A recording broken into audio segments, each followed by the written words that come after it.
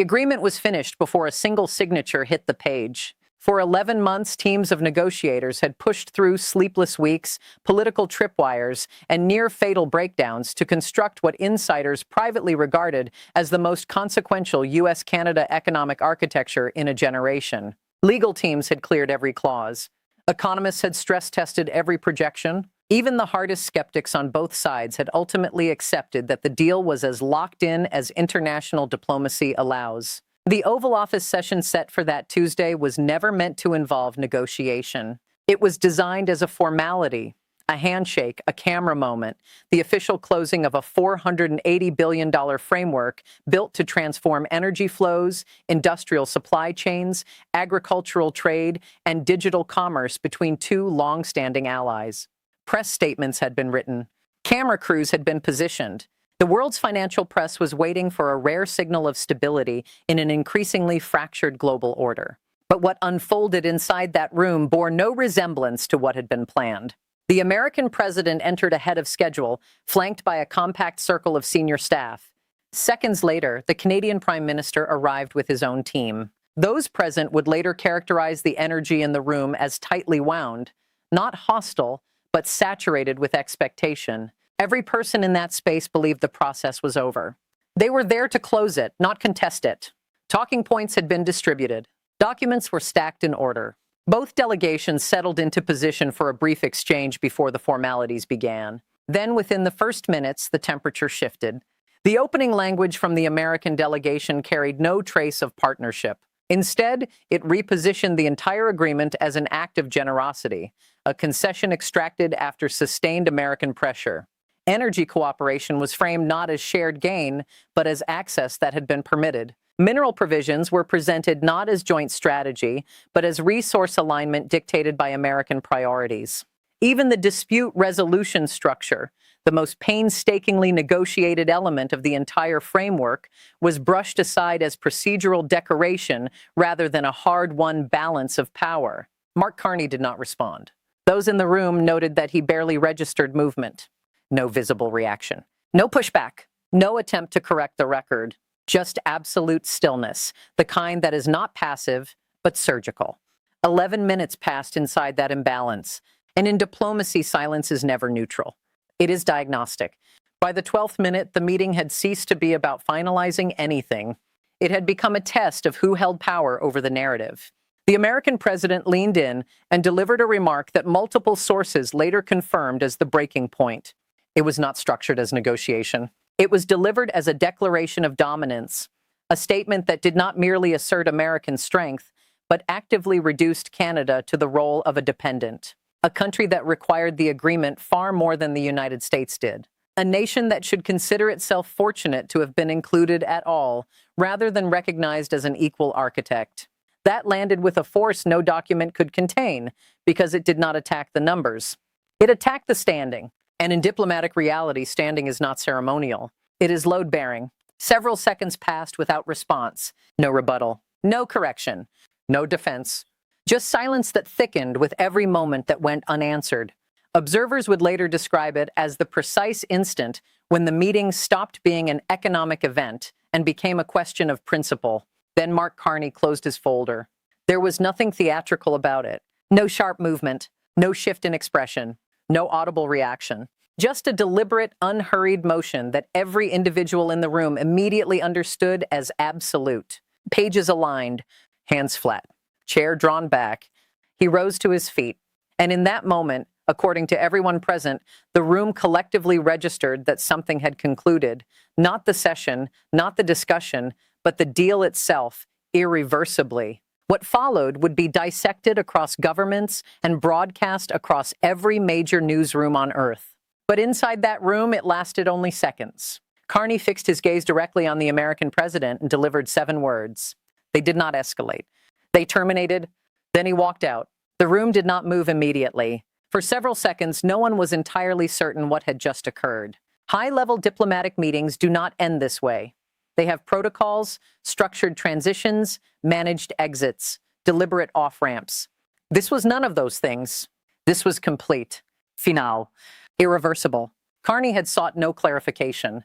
He had offered no counterposition. He had not paused to create room for recovery. He simply stood, delivered 7 words, and vacated the most symbolically powerful office on earth, as though the conversation had forfeited any further claim on his time. Inside the Oval Office, the remaining members of both delegations sat motionless, less from protocol than from disbelief. Eyes moved between colleagues, silently checking whether what had just occurred was real or misread. The American side, visibly unsettled, made no immediate move to follow. That inaction would later be noted as the first confirmation that everyone in the room had processed the same conclusion simultaneously. The negotiation had not been suspended. It had been annihilated. Carney's delegation fell in behind him within seconds, not rushing but purposeful, as if the decision had been internally ratified long before it was externally expressed. No altercation in the corridor, no attempt to turn back, no request for a pause. The West Wing hallways, normally moving with controlled urgency and guarded communication, became a passage of finality. By the time the Canadian motorcade ignition turned over, staff inside the building were already using the word collapsed before a single official statement had been released. Back inside the Oval Office, the full weight of what had just occurred pressed down on the room. The documents were still there. The ceremonial pens remained in place, but their function had evaporated in real time, transformed from instruments of completion into relics of a process that now had no one left to finish it. 11 months of construction, reduced to paper no one would sign. Accounts from those present diverged slightly in texture, but not in core substance. Multiple sources confirmed that the American president almost immediately attempted to reclassify the moment, asking whether the Canadian delegation would return. The answer was not a refusal. It was absence.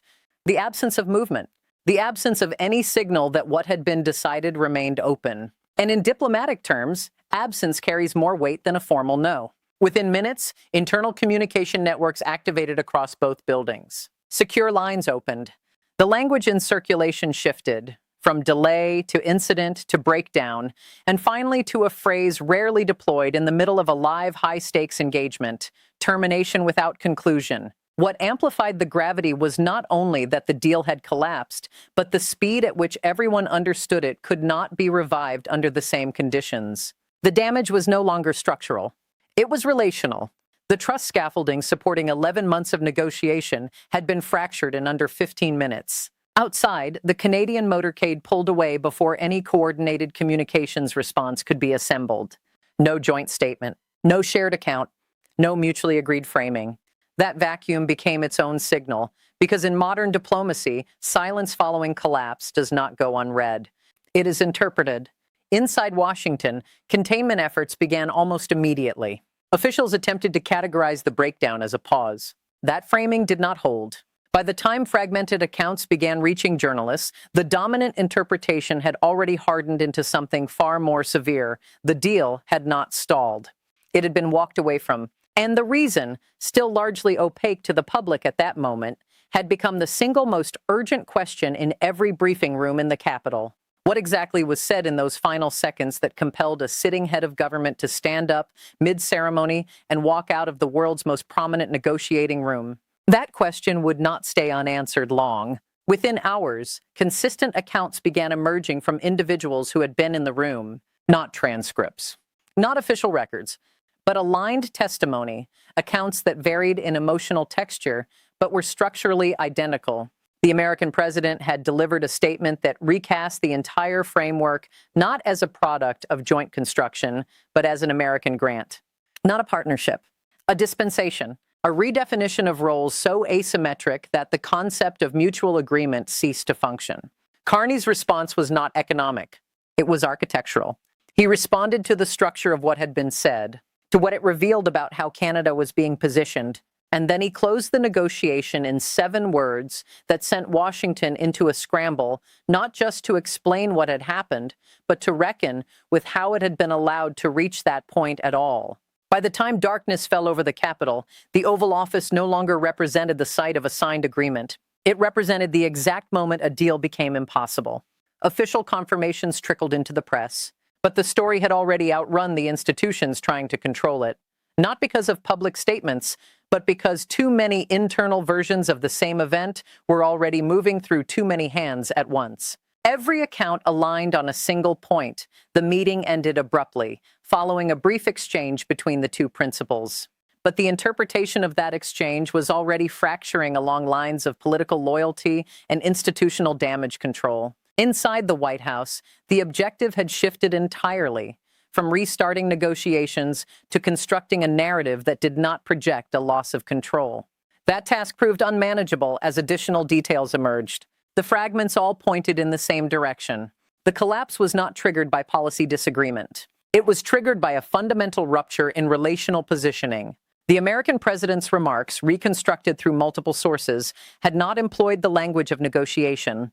They had employed the language of ownership, of leverage, of hierarchy made explicit at the worst possible moment, not at the beginning of talks, but at the very end, when everything had already been settled, stress-tested, and cleared. This was not an opening bid. It was supposed to be a ceremony. Every technical element had been resolved, line by line, clause by clause, across months of intensive work by economists, attorneys, and trade specialists on both sides. There was no remaining ambiguity in the substance. The only act left was symbolic ratification from the leaders themselves, which is precisely why what happened in that room carried such enormous weight. Carney's sustained silence, as consistently described by witnesses, was not detachment. It was evaluation. A long, uninterrupted interval during which nothing visible changed, but in which a decision was being formed and finalized. Then the folder closed. That simple act became the most consequential signal in the room. Not dramatic, not emotional, absolute. In elite negotiating environments, closing a folder is not administrative. It is declarative. It announces that the material within is no longer subject to revision, that the conversation attached to it is finished. Several officials later acknowledged that they understood the meeting had ended before a single word was spoken. Carney stood, squared his posture, held the American president's gaze across the table, and delivered those 7 words. Their power lay not only in content but in precision. They were not raised. They were not elaborated. They were not followed by any invitation to respond. They functioned as closure, a final verdict delivered without negotiation of register or tone. The entire dynamic of the room collapsed in that instant. Not gradually, completely. Because once one party stops responding in the language of dialogue and shifts into the language of conclusion, there is nothing left to transact. The exit was immediate but measured. Witnesses described it as a controlled departure, deliberate, unhesitating, carrying no implicit offer of reversal. The delegation followed in alignment, not in reaction. What remained in the room was not disarray. It was recognition, the shared, wordless understanding that what had just ended could not be restored through procedure, persuasion, or proximity. Within minutes, internal language shifted again. What had been framed as a final meeting was now being called a broken conclusion. That phrase mattered. It acknowledged something beyond cancellation. It implied a condition that could not be undone. And as that settled across Washington, a second, harder question began forming in every circle that mattered.